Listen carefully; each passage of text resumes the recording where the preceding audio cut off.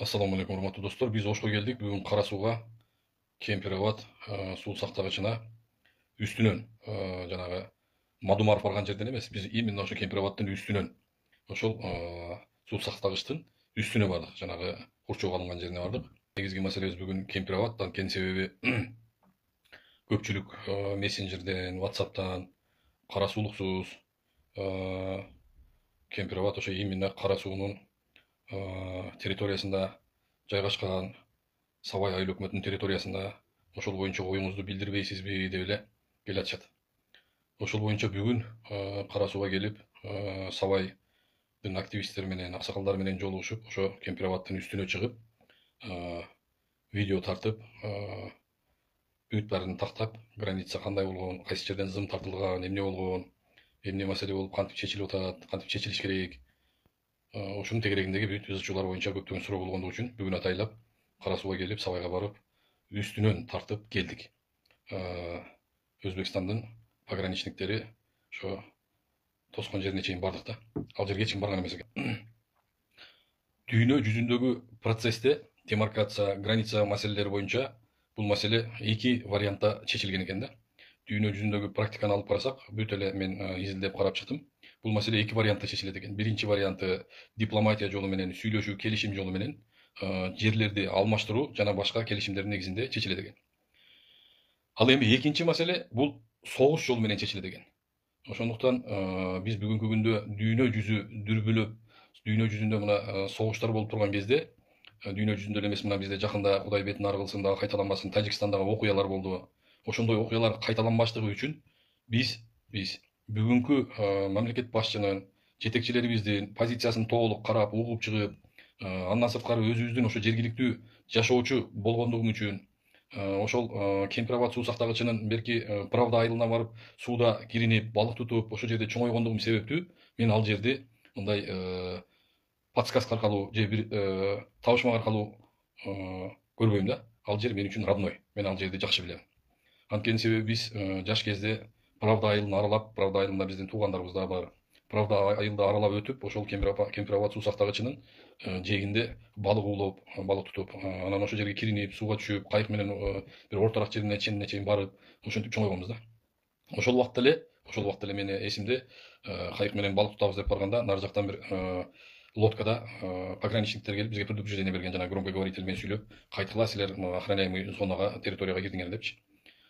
Эми бул негизи алып караганда бул охраняемый территория да. Особо охраняемый территория. Анткени себеби ал жер өтө опасный, себеби угрозалар болушу мүмкүн. Вдруг бөлөк дагы Кудай бетин ары кылсын жарылып кетүү деген маселеси турат. Ошол маселелер, ошон үчүн ошонун түбүндө даже водолаздар жүрөт деп уккам мен. Эми ал чынбы жалганбы кандай экен, водолаздар ошо торлорду коюп, лишний адам өтпөй турган кылып, ошо водолаздар утуру түшүп, ошол жерди контролдоп турушчу экен. Эми Кемпир Абадты бетине коюп алып, Кемпир Абадка окуй мынтип кетти, тигинтип кетти деп ызы чуу салбастан, жумурткадан кыр издебестен, бүгүн саясат кылбастан Кемпир Абадты чече турган жетекчилерибиз бар. Алар деле ойлонуп иш кылат, алар деле жети өлчөп бир кессе керек деп ойлоп турам да, Кудай буйруса. Анткени себеби бүгүнкү биз барып көргөн, мен дагы дополнительно кайталап айтып коеюн, ал видеолорду жогоруда дагы кайталап чыгарам, факты менен, далили менен азыр. Үстүгө эң үстү ошол Кемпир Абад суу сактагычынын үстүңкү охраняемый территориясына чыктык биз. Ошо границасына чейин бардык. Почти ошо Кемпир Абадтын үстүндө жүрдүк биз. Ошонун үстүндө жүрдүк, видеого тартып. Ал жерди толук бүгүнкү күндө Өзбекстандын пограничниктери кайтарат экен, Кемпир Абадтын өзүнө. Кемпир Абадтан где-то бир 500 метрдей анан биздин пограничниктер бар экен. Кемпир Абадты именно ошо водохранилищенын суу сактагычты өзүнү тегерек четини бүт последний поколение камералар менен, жанагы роботизированный камера деп коет, мындай тегеренип айланып, дальний, ближний бүт баарын точно көрсөткөн камералар менен кайтарышат экен. Бул өтө туура деп ойлойм, өтө туура. Анан ошо бир эле тарабында где-то биз 5 вышка көрдүк. Вышкада солдаттар турат экен, кайтаргандар. Эми негизги маселе бул жерде саясатташып кетти да, саясатташтырбай эле бул нерсени чекит коюш керек. Анткени себеби мен мындай жалпак тил менен кыргызча эле түшүндүрүп айтайын. Эгер сиздин жеке менчик үйүңүз болсо, жеке менчик үйдүн короосун, ограждение, забор жок болсо, кошунаңыз менен ошол маселе чечилбеген болсо, кошунаңыз 1 метр меники десе, сиз 2 метр меникинин ар жагынан десеңиз, анда сиз ал үйдүн кожоюну боло аласызбы? Юридически жок, сиз кожоюну боло албайсыз. Госак жок, планда сизге чертеждордо киргизген эмес, архитектурадан белгилеп өткөрүп чыгарып берген эмес документтерди. Ошол себептүү ошондой эле маселе болуп атат биздечи. Эгер ошо үйдүн ээси алып барып бир жерге залогко коем десе, же бир сатамын десе, ал кишиде проблема болот. Анткени себеби үйүнүн коросунун границасы такталган эмес. Кудду ошондой эле биздеги бүгүнкү ситуация ошондой болуп турат. Мына көбү кетип аз калтыр 14.000 бүтүн канча километр жер такталып, 11.000 канча гектар, то есть километр такталып, бүгүн 306 360 километрдей жерибиз Өзбекстан менен такталбаган жерибиз калыптыр. Ошого эми Кудай буйруп, ошол маселе чечилип калса, бүгүнкү күндө ошого чекит коюлса, граница маселеси чечилсе, бүгүн кошуна мамлекет менен эки вариант бар. Биринчи варианты биз дипломатия жолу менен демаркацияга барып, ушул маселелерге чекит коюлат. Экинчиси согуш. Согуштан Кудай сактасын. Ошондуктан биз только бүгүнкү күндө биздин бүгүнкү бийликтин жасап аткан кадамдарыны мен туура деп эсептедим. Туура дегендин себеби мен далил менен келтирип берейин. Видеодо дополнительно чыгарам, аны көрүп чыксаңыздар өзүңүздөр түшүнөсүздөр. Кемпирабад Союз убагынан бери Өзбекстан тарап контролдойт экен. Кемпирабадда ошол Кемпирабадды салганда Кыргызстандан бир тыйын акча кетпептир. Өзбекстан толук ошону Өзбекстан салган экен. Бүгүнкү күнгө чейин Кемпирабад суу сактагычыны бизден бир да солдат жок экен. 500 метр бер жакта турат экен, ал приграничный территорияда. Негизи өзбектөр контролдойт экен. Ал эми бүгүнкү келишимдин негизинде Кемпирабад суу сактагычыны 50-ге 50 биз иштетебиз дегенде мен макул болуп турам да. Анткени себеби Кемпирабадды 50-ге 50 контролго алат экен. Суусун, безопасностьуну, ошого окшогон моменттерди 50-ге 50 болуп, биздин 50% наоборот башкарууга кирип атпайбызбы? Башкарууга кирип атабыз 50-ге 50 болуп. Бүгүн силер мен менен чогуу барганыңарда ал жердеги ситуацияны көрүп, да туура эле болуп атыр анда деген ойдо болот элеңер да. Бул суу деген кирпич эмес, же бир материал эмес, же бир жыгач эмес, апарып бир жерге жыйып койбойдайчы.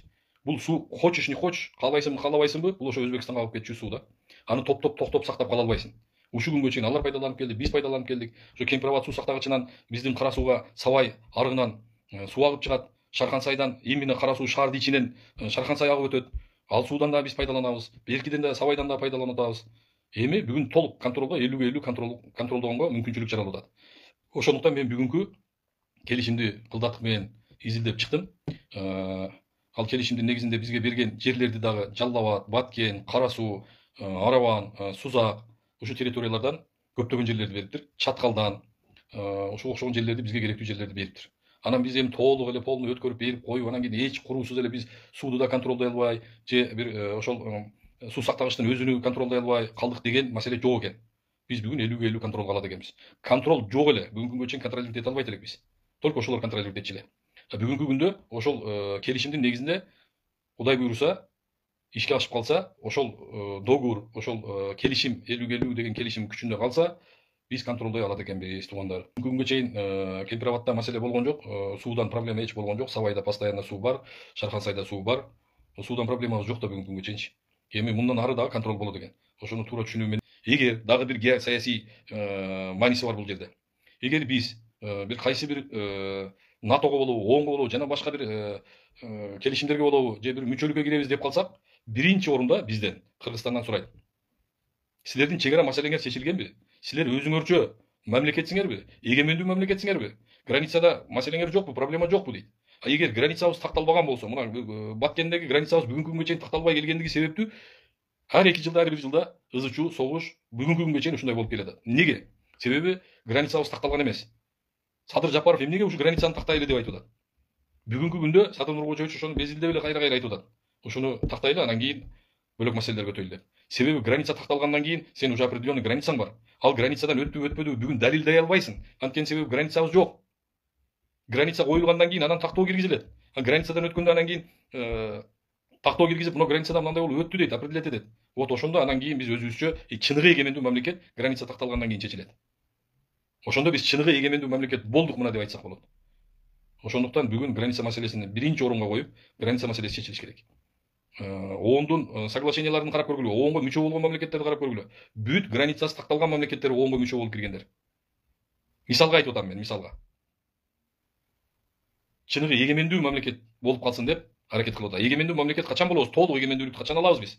Качан границаларыбыз чечилгенде ошондо эгемендүү мамлекетпиз биз. Мына границаларыбыз чечилген, могу территория меники, мына техпаспорт, мына документим. Пересечение границы карается законом. Азыр кайсы границаны пересекать эткени үчүн карайса законом дейбиз. Эмненин негизинде биз ошолор менен международный отношенияларда мамиле кылабыз? Эгер бир ошо граница маселелери бузулган болгондо кантип далилдейбиз? Ошон үчүн бүгүн границаны чечип алсак, анан дальше Кудай буйруса өнүгүү жолуна түшөбүз. Кудай буйрусачы. Азыр деле мына жаман эмес, Кудайга шүгүр өнүгүп атабыз. Бирдеме десе эле пахтачы, тигичи, булчу. Эмне десеңер ошо дегиле. Эмне десеңер ошо дегиле. Кудай көрүп турат. Ар кимдин дилиндеги, жүрөгүндөгү, тилиндеги нерсени Алла Таалам көрүп турат.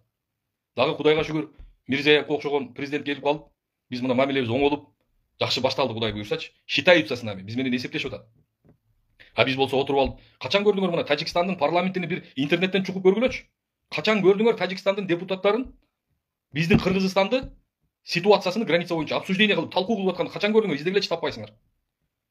А биздики болсо президенттен баштап депутаттар бирин-бири эми астафырлада бирин-бири сөгүп аткан, урушуп аткан, кемсинтип аткан, өзүбүздүн абирибизди өзүбүз ачып берип коюп атабыз. Мындай болуп атат деп. Алар тактиканы даярдап атат, ошого жарашачы. Бизде бир секрет деген нерсе болуш керек. Кемпирабад, меники, кемпирабад, сеники, кемпирабад бардыгыбызга ооба. Бирок ошо маселени чечишибиз керек да. Кайсы жол менен? Единственный бир жол бар. Экинчи жол эми Кудай сактасын аны. Дипломатия жолу менен, демаркацияны чечишибиз керек. Дипломатия жолу менен, аласа бересе жолу менен кеңешип маселени чечишибиз керек. Ансыз деле Союз убагынан бери ошо Кемпирабадты менен далили менен азыр видеолор чыгарып берем. Союз мезгилинен бери Кемпирабадты Өзбекстан коруктап келет, тосуп ошо жерден Кемпирабадтын үстүнө эч кимди киргизбейт. Особо охраняемый территория Кемпирабад, именно ошо Кемпирабадтын дамбанын үстү. Биз ошо дамбанын үстүнө чыгып келдик бүгүн. Көрүп келдик, киргизген жок. 10 метр мына, 10 метр, 30 метр наракта ошондой проволокалар тарткан 4-5 вышка турат солдаттар турат. Ошондой бир спец камераларды койгон, последний поколение. Роботизированный жана камералардан. Дальнийди, ближнийди бүт алып келип көрсөтчү камераларды. Ошолор тияка бияка айланып полный контролдоп турат. И туура кылышат. Контролдош керек. Биз контролдойбузбу, алар контролдойбу? Себеп бул өтө коркунучтуу маселелер бар ал жерде. Айта турган, айтпай турган маселелер бар. Түбүнү да охрана этет экен. Мындай зым тосуп, тор тосуп ошо жерден водолаздар жүрүп контролдоп турат экен. Бирок эң негизги мени кубандырган нерсе бул 50-гө 50 биз контролго кирип атабыз. Анан кийин жумурткадан кыр издеп, орустар айткандай из мухи слона не надо делать. Ошону токтотуш керек. Ал жерде канчалаган архитекторлор, канчалаган юристтер, канчалаган мына илгертен бери ошол кесип менен заниматься этип жүргөн специалисттер өзүнүн оюн айтып атат, пикирин айтып атат. Мисалы Камчыбек Кыдыршаевич 15 жолу переговор кылыптыр. Ошондуктан достук мамилени достуктай калтырышыбыз керек. Кошуна менен мамилени кошунадай кылып, бизге поклонго келди, биз да поклонго барайлы. Ийилгенге ийилгин, башын жерге тийгиче, кеккегенге кеккегин, башын көккө жеткиче дейт. Бизге ийилип келип атабы бүгүнкү күнгө чейин мына пандемияда канча жардам берди мисалы. Продукты питания, дарыдан, башкадан жана кислородный аппараттардан. Турция мына канча жардам берди. Эми Тажикстан менен мына маселени чечип атат азыр. Ушул маселелер бүгүн чечилиш керек да. Чекит коюлуш керек. Вот ошондо биз чыныгы эгемендүү мамлекет болобуз. Айтса эле сразу чыгасыңар баягы пактап көр, сактап көр. Эмне десеңер ошо дегиле. Кандай десеңер, мен өз пикиримди, өз оюмду, жүрөгүмдөгүнү айтып алышым керек. Анткени себеби мен бүгүн чыгып көрүп келдим, бүт барып көзүм менен көрүп, документтерди көрүп, документтерге отдельно токтолуп, бүт параметрлерди, бүт цифраларды мен силерге айтып берем.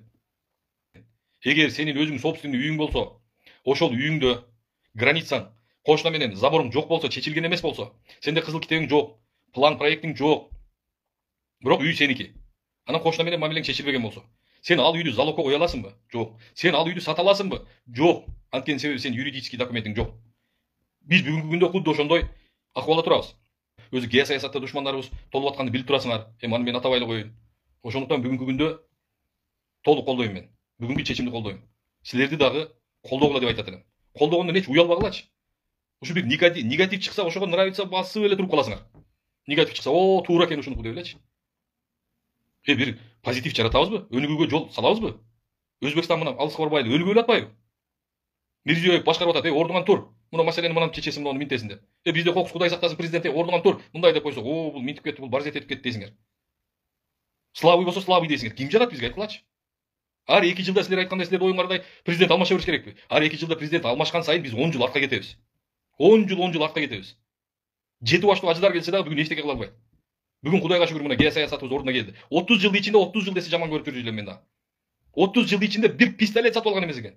Бир пистолет, автомат же бөлөк танка же бир боевой машина биякта турсун, дрондор биякта турсун. Кудайга шүгүр, мына байрактар келди. Андан сырткары дагы секретный оружиялар келди. Эми аны секретти ачып атаганга болбойт. Аттарын атаганга. Бронемашиналар келип атат. Жолдорубуз оңолуп атат мына. Аксы болобу, Ош Бишкек жолу болобу, Нарын Төрөгат жолу болобу, Ысык көл жолу болобу, мына Нокат жолу башталды азыр Кудай буйрса, Баткен жолу мына канчалаган жерлер оңолду. Нокат жолунда мына эми баштаган атат. Эми ушул маселелерди көрмөксөн болуп тура бербеш керек да. Жакшыны жакшы деп айтышты да билишибиз керек да. Bir адамга, bir кишиге bir үмүт берсең, надежда берсең, да туура ушуну колдошубуз керек.